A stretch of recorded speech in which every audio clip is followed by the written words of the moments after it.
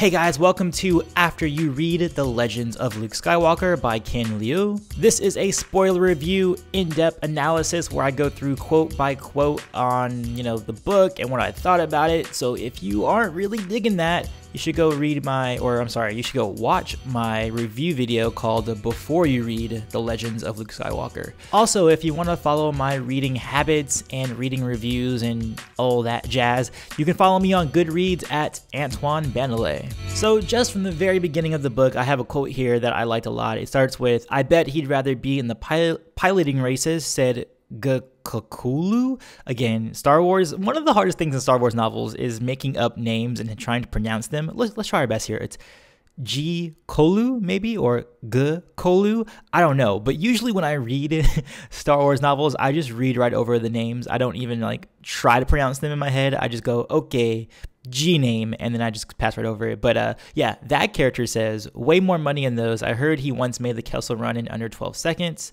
12 parsecs. And then they go on to say, "Skywalker was the one who once took down 20 AT-ATs with his lightsaber. My uncle said he used magic to smash 2 Star Destroyers together. It wasn't magic, it was just good piloting, and it was 6 Star Destroyers." So just from establishing at the beginning, you kind of see these very ridiculous things that people say Luke did. And that's what I kind of liked, or conceptually, that's what I liked about this book, is that it is definitely from a set of unreliable narrators that are just making up these stories, or not making up these stories, but when things get passed down from person to person, it's kind of like a game of telephone. It gets kind of misconstrued, which I feel kind of happens with some of the old Legends continuity and even some of the canon stuff, where feats and stuff just are kind of ridiculous because they're passed down through different authors who aren't always, authorized, or people aren't really, regulating that all the time. One of the other quotes that I got a little bit later in the story, it goes, "Togruta, sitting with his back to me, grunted and shifted on his bench, making room. I envied his ability to use his horn-like mantras to sense my presence." This one is purely just a nerd highlight. The reason I highlighted this is because that's something that Togrutas can do. It's their mantras they have senses. They have proximity senses, so they know when people are around them, which is something that I bring up a lot with. If you watch any of my Versus series with Ahsoka Tano, I bring that up quite a bit whenever I talk about her physical abilities. But just seeing it here used very just just willy nilly. It's just something he put in there. I wonder if he did read one of the source books before he wrote that passage in the book, and he's like, you know what, let me slip this little thing in about Togruta. So I thought, again, just very geeky, nothing to do with the story or the plot or how I felt about the book, but it just was cool to see that in there. Okay, so the reason I like this quote is because it really reminded me of people on battle boards and how they argue and how they try to belittle other people's arguments with the same kind of language. I'll just read it and then I'll explain why I like it.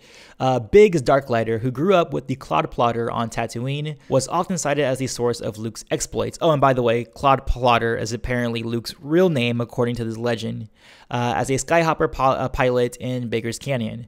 But several Imperial Academy students have told me that Biggs was among the worst students they'd ever had at the Academy, and his praise for young Clod Plotters piloting skills must be treated as the exaggerated tall tales of a similarly incompetent pilot. So again, you'll see this kind of argumentation within any kind of debate. It doesn't have to be on a battle board, it could be on YouTube or anywhere, where someone belittles someone else's praise for another character based on them being kind of like an unreliable character to base your assessment off of, which it is definitely a valid way of arguing. But when I read that, I just had an idea. I was just like, that feels like some nerd on the internet, and that's technically what this is. This is a bunch of people in the bar trading stories who are being nerdy about Luke Skywalker. One thing that kind of bothered me, but this is just something that I think the new canon is doing in general, but there's a passage here that says, "They claim that Clod Plotter," again, this is Luke Skywalker, "had learned the secrets of the Jedi, that mysterious ancient cult." It still kind of bothers me that post Return of the Jedi stuff, or even just, the original trilogy stuff, the fact that, maybe it's an issue of George Lucas really, but the fact that Jedi are seen as being not only a mysterious cult, but an ancient cult. They're not that old. Jedi were roaming the galaxy 30 years ago, well, it depends on where, in the story now, I think we're closer to the timeline of The Force Awakens than we are to Return of the Jedi. But even so, Jedi did exist. The HoloNet exists in Star Wars. People can, see videos, I assume, or they can see holovids of Jedi doing their Jedi exploits. So to call them like mysterious and ancient always kind of bothered me. But again, like I said, what I was alluding to before, it could be just a fault of George Lucas, because the original trilogy did establish the Jedi as being, kind of mysterious, and that, no one really knows what they are or what they used to do. So in thinking about that, maybe the prequel trilogy should have had the Jedi be more like a secret society rather than being like an overt group that's tied to the government. But the fact that they are in the prequel trilogy tied to the government, and that they, are kind of globetrotters and everything, well, galaxy trotters, I should say, people should know that they exist. They shouldn't be so mysterious and so ancient-y and culty and stuff like that. So I don't know, that always kind of bugged me. Okay, so this quote coming up right now, I didn't understand it at first, but towards the end of the story, it's revealed, of course, that the hooded man is Luke Skywalker. But it made me wonder about the timeline of this story and when it takes place, because it says, Leia is an extraordinary individual, said the hooded man. His tone was placid, wistful. She's certainly the smartest one in that family.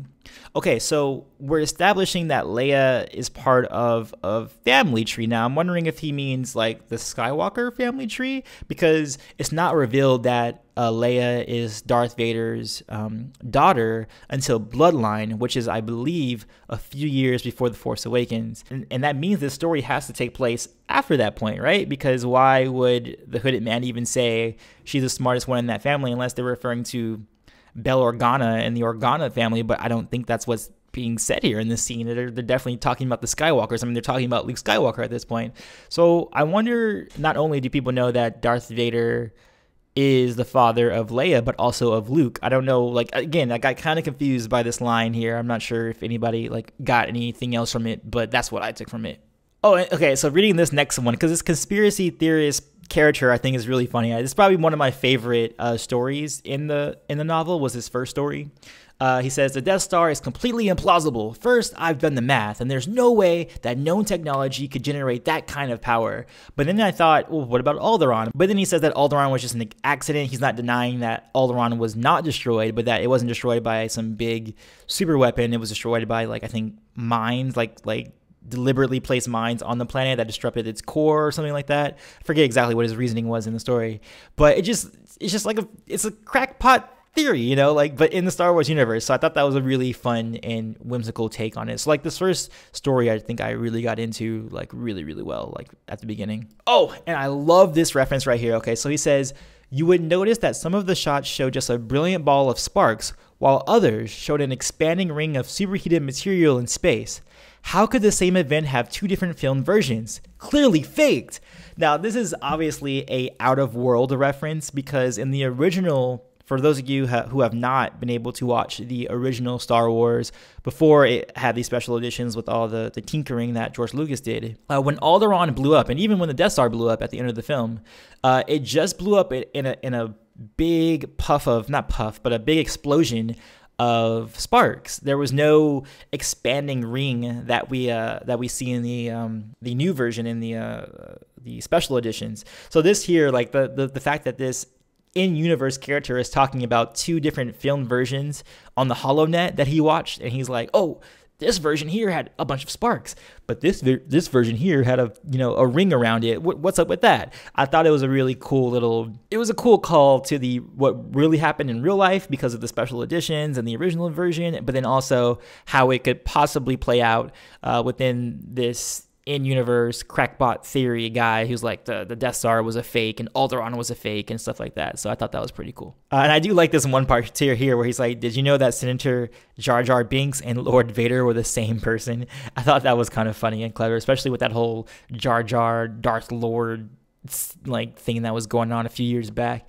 Again, crackpot theories, they do these really well. Oh, I really like this one. Okay, so this next story is a little bit more introspective, I would say. It's less wacky than the first one, but I like some of the themes that it was bringing up. Like here we have one. It says, hearing stories you don't like can be a good thing. It reminds you that not everyone thinks alike. And I think that's just a very genuine quote that character can say is very true. Like, because the reason this scene is going on is because they're talking about the Empire and rebels and how they think differently and why someone would be part of the Empire or why they would be in the Empire in the first place. And then like this, Olena is saying, you know, like some people just don't hear all the stories that they should.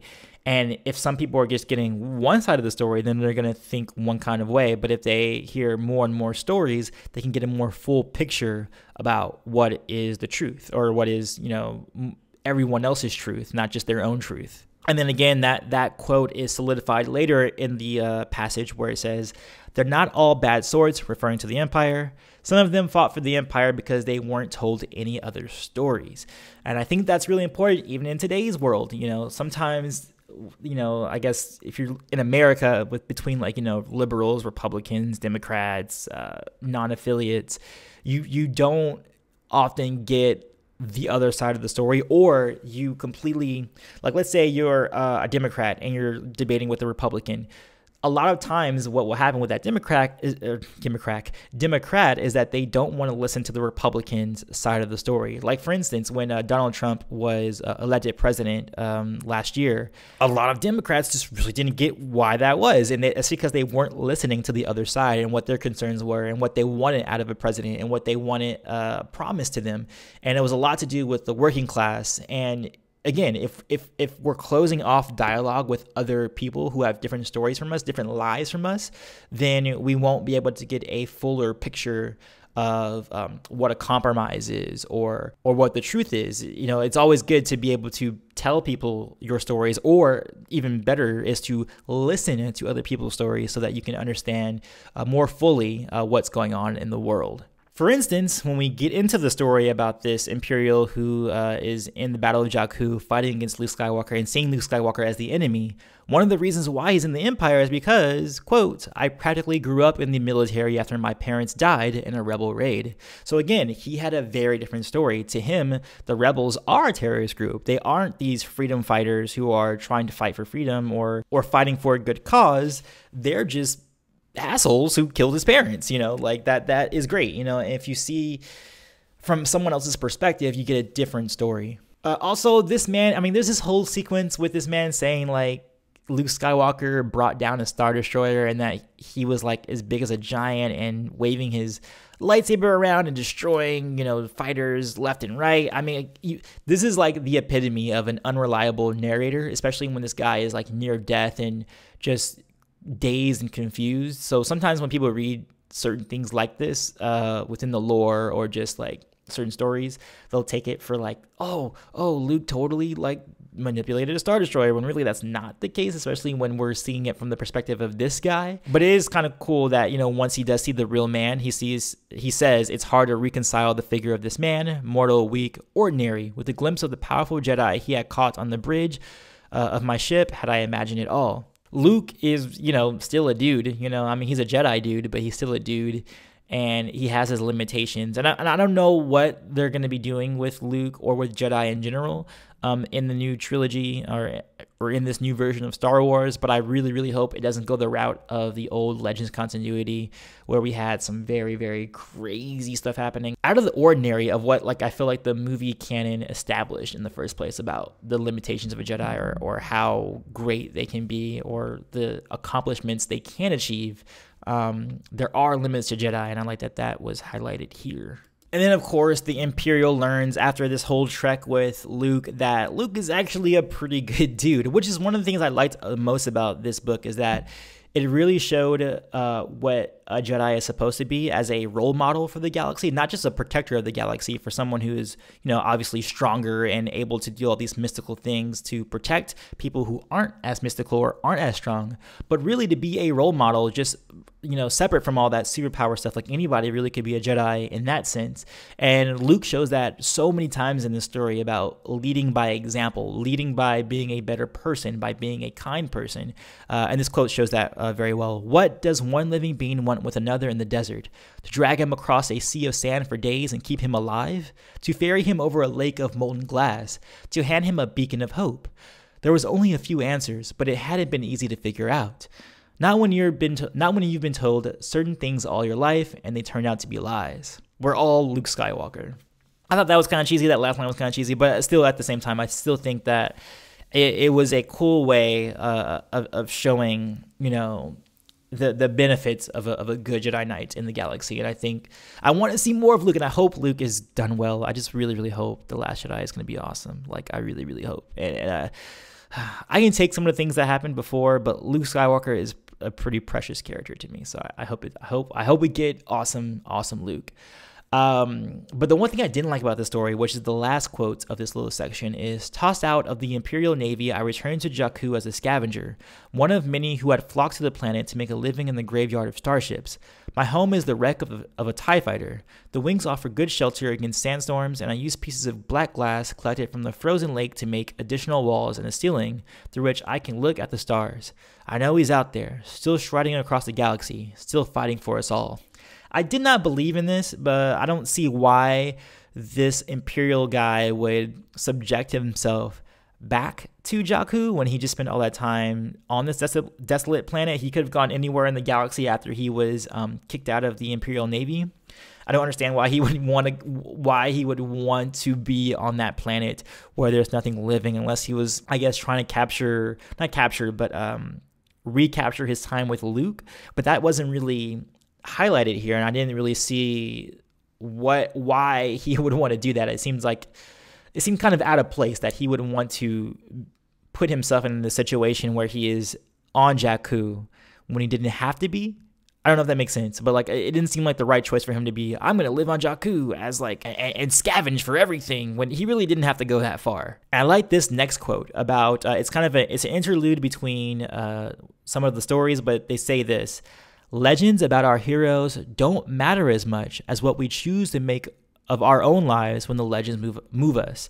So that's really important too. It's not really about if Luke Skywalker did all this stuff or if he could, you know, how extraordinary he was, but how it moves us. Again, how Luke's good example, is set forth to make the rest of the world better.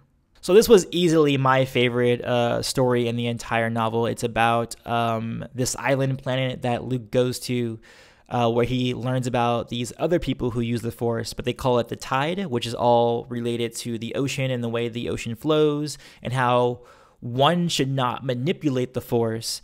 They should only submit to its will. I like this little line here. It says, I don't think you know the Tide by that name, Seeker. There are thousands of names for the truth, said the man Elder Kaila, called Seeker. It doesn't matter what we call it, only that it is true. And I think that's really pertinent for certain things, like religion, for instance. I personally believe that all religions, to some degree, I mean, it depends on which religions we're talking about, but specifically the major religions like Judaism, Muslims, or Islam, and Christianity, like the big ones, they all pretty much believe in the same entity, but they just have different interpretations of their prophets and what they should be, following, which teachings they should be following. But really, it's all one truth. I really like that idea that the Force can be called by different names. It can be worshipped in different ways, but it's all the same truth.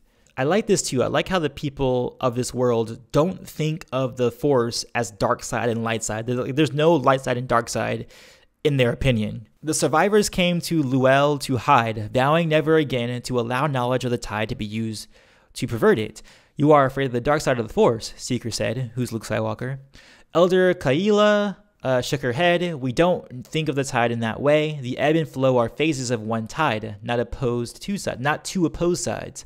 To use the Tide is to pervert it. So again, it's just, I think that's really interesting that they don't think of it as bad and good or dark side, light side. And they also, they have a different philosophy in general. Like to them, I mean, if there was a light side, dark side, for them, I would feel the light side is submitting to the will of the Force, and the dark side is using it at all, period. Like even the way the Jedi use it, even though they try to say they use the light side, but using it at all, to them is essentially the dark side, or just a way of perverting the use of the Force or the use of the Tide in the situation. It is up to those of us with knowledge of the Force to stop them, to restore balance. And then Luke has, an opposing view. He said, you can't just be a pacifist. You have to actually, face darkness up front, and you can't just submit to the will of the Force. You have to control it a bit to your own, shaping, so that you can restore balance in Luke's eyes. The tide is beyond the power of any one or any group. It is those who seek to master it, to control it, whatever excuse they make up for themselves, who bring suffering.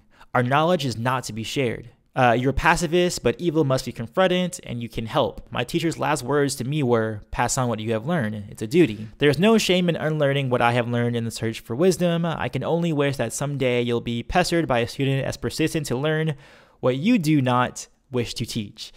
So that whole sequence, I just like that a lot. I think that was a really good little bout of philosophy, and whose philosophy was better, or which one is right. I don't think either one is completely right. I mean, I side more with Luke in this case, that I think that you should actively use your gifts, whatever that is, to help the world and not be so passive with your gifts, or in this case, the Force. But I do also think that sometimes the Jedi do get too much in their heads, or too conceited with the fact that they do control the Force, and they don't necessarily see it as themselves perverting it, or that they themselves create conflict by being opposed to the Sith all these times, and having these battles of wills. And sometimes maybe if they did accept, that the Force isn't bad or good, and that they should, cut off one portion of it, that might help as well. I mean, it is a complicated conversation, but I do think it's awesome that this is presented in this kind of story. I was not expecting this at all.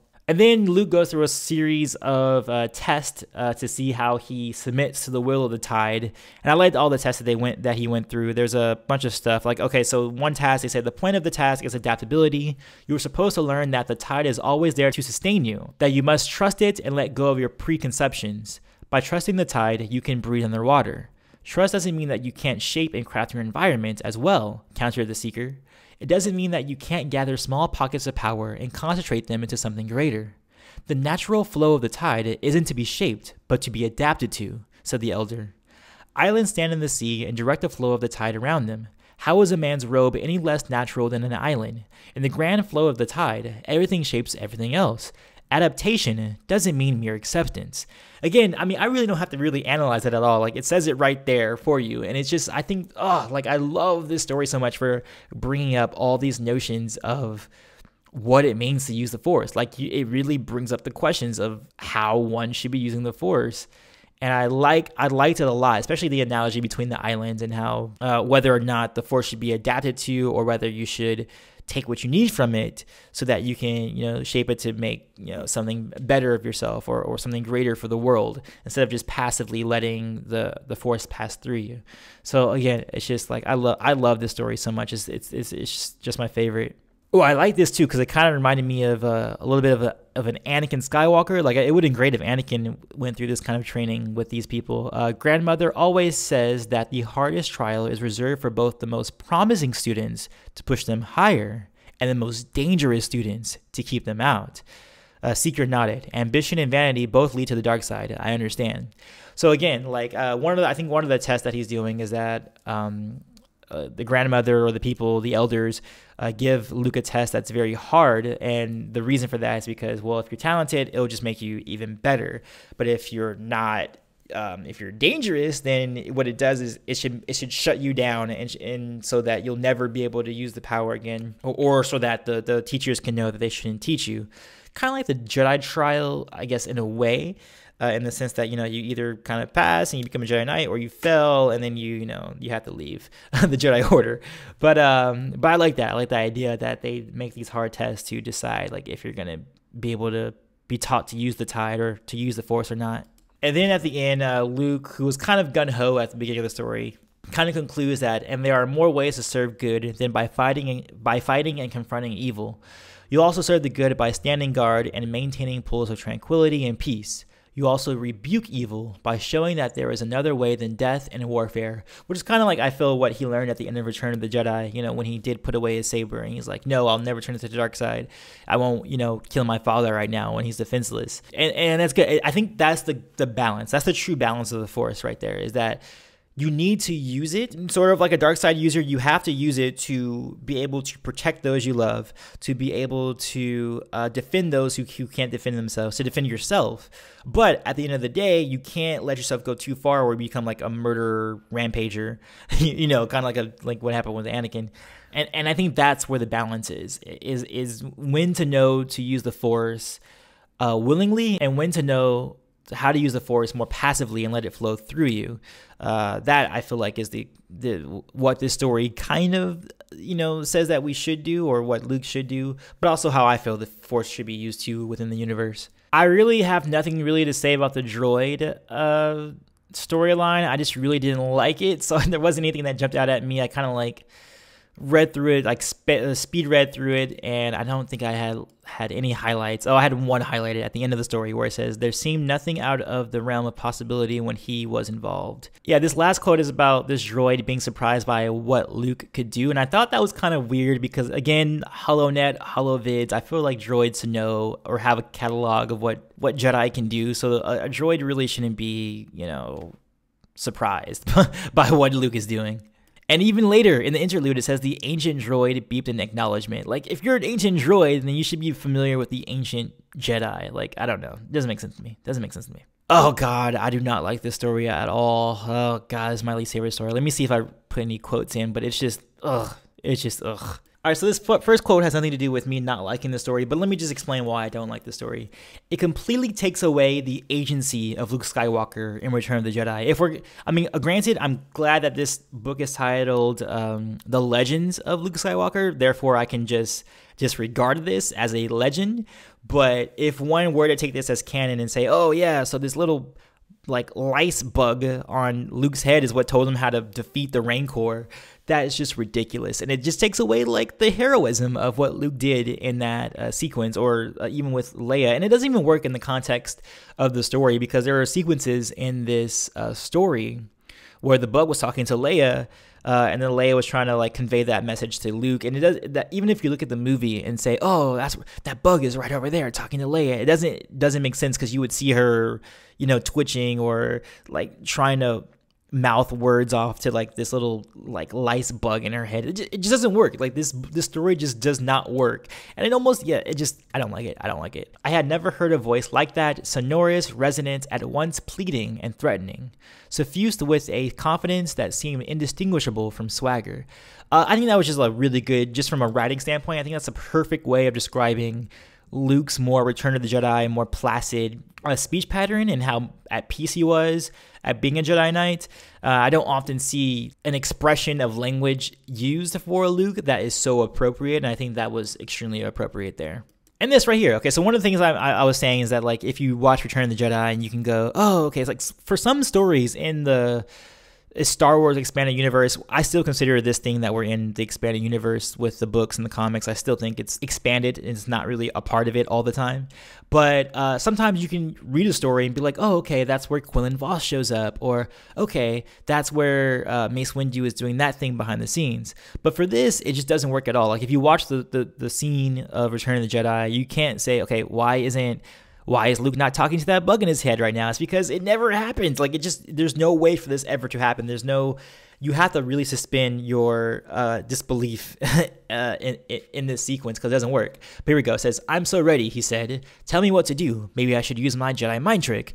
This is not the food you're looking for. Or how about if I use my air grab powers and call two of these teeth from its mouth into my hands and then stab them into his eyes? Oh, I know. I should find a rock and toss it right into his throat. Just so. And have it lodge in its gullet so it chokes. This doesn't even work. Like, even if, like, Luke, at this point in Return of the Jedi, we've already established that Luke is like this more peaceful, tranquil monk character. You know, he's kind of like devoid of personality a little bit. Like, if you rewatch Return of the Jedi, Luke is kind of devoid of personality. He definitely becomes that like detached monk character. But to have this sequence where he's all like, oh, I should do this, I can do this, I can do a mind trick, I can like pull, like, that doesn't even work. Like, even if you do accept, oh, I do accept that there was a bug in his head and that this really happened in the context of the movie, this dialogue is not Luke. It's totally not. And for someone who's been doing it so well, in the past or in the book so far.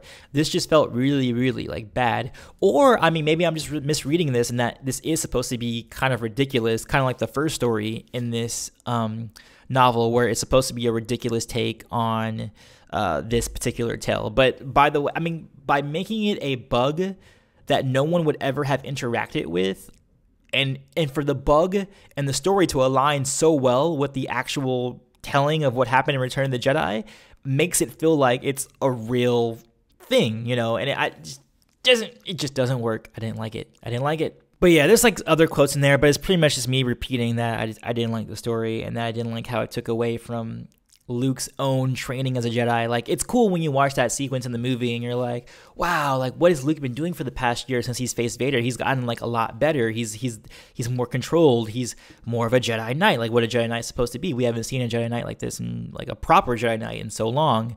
And then to say like, oh, a bug helped him through most of that, it bugged me. It bugged me a lot. Oh yeah, I don't have much to say about this story. It's about Luke being captured in one of the space lug stomachs with like this lady who was a researcher. I mean, the one thing I liked about it was that, again, it showed Luke being a good guy and being a good Jedi, and showing how putting forth a good example, you know, makes other people better in the world. But other than that, I don't think I have any quotes. Oh, here's one. It says, in the glow from the lightsaber, I was surprised to see no frown of rage or grimace of terror on Luke's face. Instead, his features were set in an expression of calm, sorrow, as though he was mourning the deaths of the monsters attacking us, as though he was reluctantly doing what had to be done, unswayed by anger, hatred, or fear.